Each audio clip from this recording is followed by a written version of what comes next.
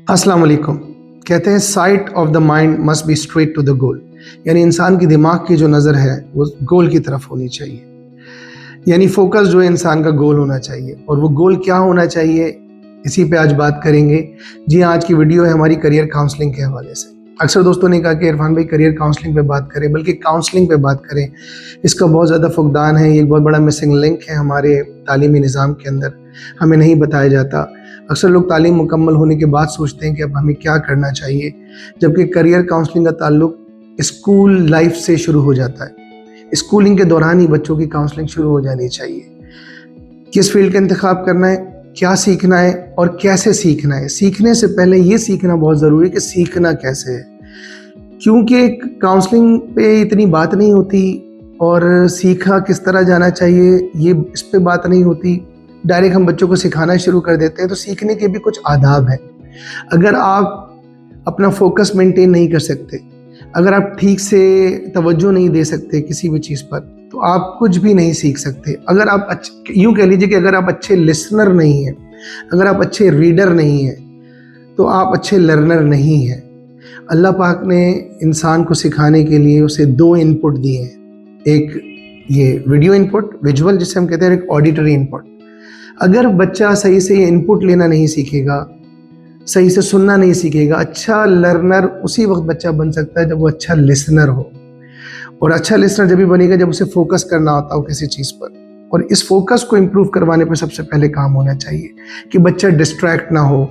हम अक्सर सीखने के दौरान काफ़ी सारी डिस्ट्रैक्शन आती हैं। मिसाल के तौर पर मैं अपनी मिसाल दूँ, जब मैं क्लास 7th में था तो मुझे क्लास 6 उस वक्त समझ में आती थी जब मैं क्लास 7th में चला गया, और क्लास 7 मुश्किल लगा करती थी।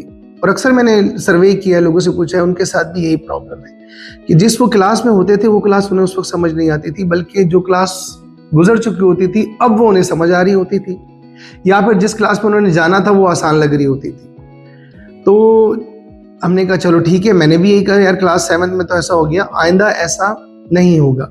जब क्लास 8 आई तो क्लास 8 में भी वही सिचुएशन, क्लास 7 आसान लग रही है और क्लास जो है वो 9th क्लास जो 8 है वो मुश्किल लग रही है और क्लास 9th आसान लग रही है। फिर हमने ये कह रही है क्यों हो रहा है, आइंदा ऐसा नहीं करेंगे। जब क्लास 9th में पहुंचे तो क्लास 9th में फॉल्ट पकड़ में आ गया। क्लास 9th में एक हमारे उस टाइम पर अब भी होता होगा कि सीक्रेट ऑफ सक्सेस के नाम से एक स्टोरी थी इंग्लिश बुक के अंदर, और उस बुक में उस मसले का हल मौजूद था। वो काफ़ी लेट था, होना तो क्लास 5-6 से ही चाहिए, बल्कि शुरू से ही होना चाहिए। लेकिन उसमें एक स्टोरी थी वो बादशाह के हवाले से, और बादशाह मुतलाशी था 3 सवालों के जवाब में, और वो एक लंबी स्टोरी है। उसने अपनी राय में ऐलान कर देता है कि मुझे कोई 3 सवालों के जवाब देगा तो मैं उसे बहुत सारा इनाम दूंगा। इनाम के लालच में बहुत ज़्यादा लोग आते हैं, लेकिन कोई बादशाह को सेटिस्फाइड नहीं कर पाता। और इन्हीं सवालों की तलाश में वो एक जंगल में जाता है किसी बुजुर्ग के पास। वो बुजुर्ग जो है वहाँ भी एक वाकया पेश आता है। लेकिन to cut the long story short, के वो 3 सवाल ये होते हैं कि सबसे अहम आदमी कौन सा है, सबसे अहम काम कौन सा है और सबसे अहम वक्त कौन सा है। और उन तीनों सवालों के जवाब ये होते हैं कि सबसे अहम आदमी वो हो जो आपके सामने हो, सबसे अहम काम वो है जो आप इस वक्त कर रहे हो, और सबसे अहम वक्त भी यही है जो हो रहा है। यानी इस स्टोरी का जो मोरल था वो ये था कि इंसान को प्रेजेंट में रहना आना चाहिए, जहाँ हो वहीं होना आना चाहिए। यानी हम क्या करते थे, जब क्लास 7 में हुआ करते थे तो हम क्लास 6 के बारे में सोचा करते थे या क्लास 8 के बारे में सोचा करते थे। जिस क्लास में थे उस बारे में हम नहीं सोचा करते थे।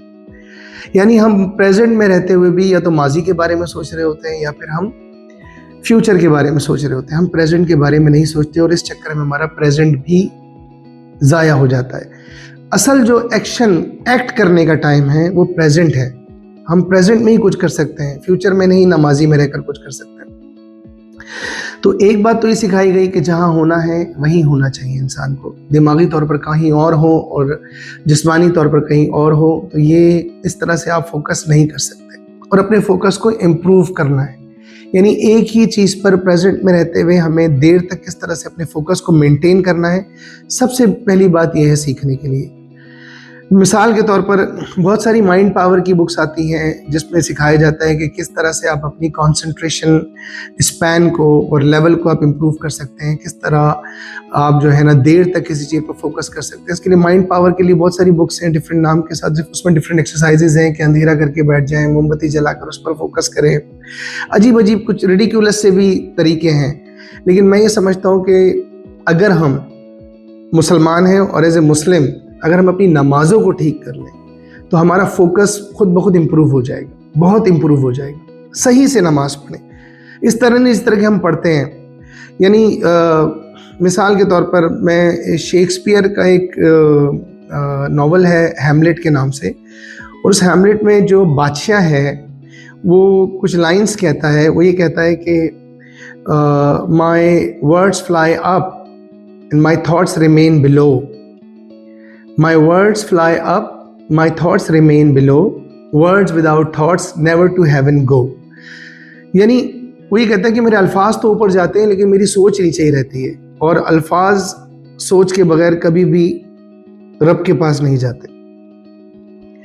अच्छा, ये लाइंस तो कहने को तो उस वक्त हमने सीख ली, लेकिन जब मैं नमाज के लिए खड़ा हुआ तो ये लाइंस मेरे जहन में आ गई और मैंने फील किया यार ये तो बिल्कुल वैसा ही हो रहा है कि जैसे उस शेर में कहा गया कि मेरे अल्फाज तो ऊपर जा रहे हैं। मैं नमाज के लिए खड़ा हो गया और मैंने नमाज शुरू कर दी, भाई सुब्हानक अल्लाहुम्मा व बिहम्दिका व तबारक अस्मुका व तआला जद्दुका व ला इलाहा गैरुक। लेकिन मेरी जो सोच थी वो ये थी कि सामने वाला पाँव ज़्यादा खोल कर खड़ा है, या कोई अगर कीड़ा आ रहा है या जैसे कोई इंसेक्ट आ रहा है, चींटी आ रही है तो मेरी तरफ ही आ रही है, या भाई इसके पैर बड़े हैं मेरे छोटे हैं, या फिर जो काम मैं करना है मैंने नमाज के बाद जाकर वो जहन में आ रहा होता है, या नमाज से पहले जो काम किया वो जहन में आ रहा होता है। तो मैंने फील किया ये तो यही हो रहा है कि मेरे अल्फाज तो ऊपर जा रहे हैं लेकिन मेरी सोच नीचे ही है, और अल्फाज सोच के बगैर कभी भी रब के पास नहीं जाते। तो उस दिन के बाद मैंने ये सोचा कि किस तरह होगा कि अल्फाज और सोच एक साथ हो जाए। तो उसके लिए मैंने कोशिश की कि नमाज के मायनों को समझा जाए, एक एक लफ्ज़ को समझा जाए। जब तर्जुमा पढ़ा तो नमाज समझ में आने लगी, जब समझ में आने लगी तो फीलिंग्स जनरेट होने लग गई। जब फीलिंग्स जनरेट होने लग गई तो ऐसा लग रहा कि कोई सुन रहा है, किसी से बात हो रही है। और हज़रत अली करमुल्लाह वजह ने कहा है कि जब मैं नमाज पढ़ता हूँ तो मुझे यूँ लगता है कि जैसे मैं अपने रब से बात कर रहा हूँ। तो वाकई जब आप नमाज को समझ के तवज्जो के साथ फीलिंग्स के साथ पढ़ते हैं तो अल्लाह रब्बुल इज़्ज़त के साथ एक हमारा कनेक्शन डेवलप हो जाता है, और फिर नहीं पता लगता कि बराबर में कौन है, कैसा है, किसके पैर बड़े हैं, किसके छोटे हैं, कौन सी चूंटी आ रही है, ये सामने वाला कैसे खड़ा है। जहाँ नज़र जाती है वहाँ ध्यान जा रहा होता है। लेकिन जब आप नमाज को समझ कर पढ़ते हैं और फोकस करके उस तरीके से जैसा हमें बताया गया उससे पढ़ते हैं, एक ही जगह नज़रों को रखकर, तो हमारा ध्यान कहीं नहीं जाता और हमारा कंसंट्रेशन लेवल, जो फोकस करने की पावर है, वो बढ़ती जाती है। तो बेस्ट तरीका तो ये है कि नमाज के थ्रू, सही नमाज के थ्रू हम अपनी कंसंट्रेशन लेवल को बढ़ाएं। और अदरवाइज़ बहुत सारे तरीक़ाकार हैं, उनको अडॉप्ट कर सकते हैं, लेकिन मेरे नज़दीक एडवाइजेबल तरीका यही है। तो सबसे पहले सीखने से पहले बहुत ज़रूरी है कि हम ये सीखें कि सीखना कैसे है। एवरीवेयर लीड्स टू नोवेयर, यानी हर रास्ता कहीं नहीं जाता। तो once you have chosen a career, एक कोई पर्टिकुलर करियर चूज़ करें, किसी मेंटोर से, किसी टीचर से आप गाइडलाइंस लें।